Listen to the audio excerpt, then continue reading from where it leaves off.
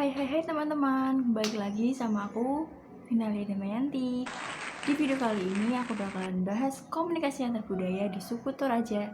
Populasinya sekitar 1 juta jiwa dengan 500.000 penduduknya masih tinggal di Kabupaten Toraja Utara dan Kabupaten Mamasa. Mayoritas suku Toraja memeluk agama Kristen dan sebagian lagi memeluk agama Islam dan kepercayaan animismenya yang dikenal dengan Aluk Todolo. Pemerintah Indonesia telah mengakui kepercayaan animisme ini sebagai bagian dari agama Hindu Dharma. Penamaan suku Toraja berasal dari suku Bugis di Kabupaten Sinden Rengrapang yang menyebut penduduk daerah tersebut sebagai Toriaja atau yang artinya orang yang menduduki daerah pegunungan. Suku Toraja terkenal akan ritual pemakamannya, juga rumah adat Tongkon. Lalu, apa aja sih yang bisa dibahas kali ini di suku Toraja? Untuk lebih lanjutnya, ikutin. Yang pertama ada keluarga.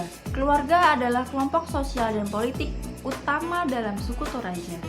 Setiap desa adalah keluarga besar, dan setiap tongkonan memiliki nama yang dijadikan sebagai nama desa. Pernikahan dengan sepupu jauh, yakni sepupu ke-4 sampai seterusnya adalah praktek umum yang biasa dilakukan di suku Toraja.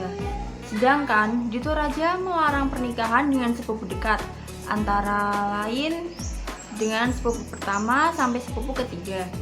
Hal ini dikecualikan untuk para bangsawan karena untuk mencegah penyebaran harta. Kedua, ada mata pencaharian. Mata pencaharian sebagian besar di suku Toraja adalah bercocok tanam di ladang dan di sawah. Selain itu, penghasil kopi yang bagus juga terdapat di daerah Toraja. Selain itu juga ada peternakan, khususnya kerbau dan babi yang diperlukan untuk kebutuhan upacara pemakaman. Dan untuk sehari-hari mereka juga memelihara ayam, juga itik. Yang ketiga nih ada kekerabatan. Nah, sistem hubungan kekerabatan di suku Toraja ini didominasi oleh kelompok yang biasa disebut Marapuan atau Parapuan. Biasanya kelompok ini terdiri dari 3-5 generasi yang menganut sistem pola kekerabatan bilateral.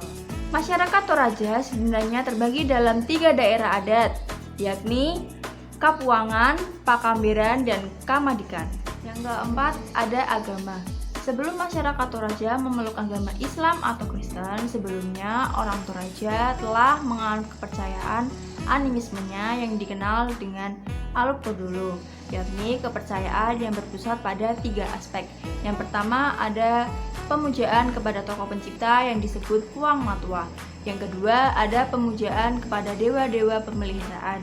Yang ketiga, pemujaan terhadap roh-roh kakek moyang yang dianggap sebagai pemberi berkah dan perlindungan kepada keturunannya. Yang kelima ada rumah adat. Kalian pasti juga udah tahu rumah adat suku Toraja adalah rumah tongkonan.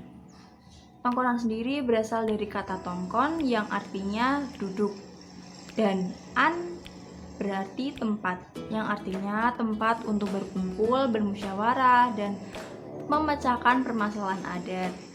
Tapi kalian tahu gak sih, hampir semua rumah adat tongkonan itu menghadap ke utara, yakni menghadap Puang Matua. Tadi juga udah dijelasin Puang Matua itu apa. Yang keenam ada upacara adat. Di Toraja memiliki 2 upacara adat besar, yakni Rambu Solo dan Rambu Tukah. Aku bakalan jelasin sedikit tentang 2 upacara adat besar ini di slide selanjutnya.